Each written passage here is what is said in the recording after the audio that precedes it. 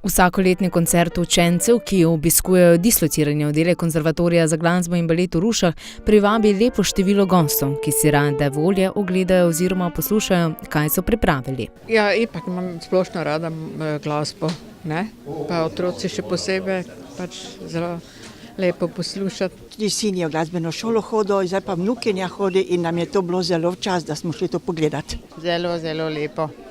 Je tudi vnukica nastopala. Pa nasplošno je bilo lepo. Tokrat so res postregli z raznolikim programom, ki nikogar ni pustil ravnodušnega.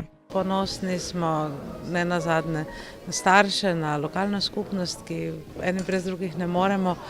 In ja, to je tak poseben čas in veseli nas, da pride toliko ljudi in da na nek način obogatimo, polepšamo te praznike, ker vsi vemo, če že ni lažje življenje z glasbo, lepše je pa prav gotovo.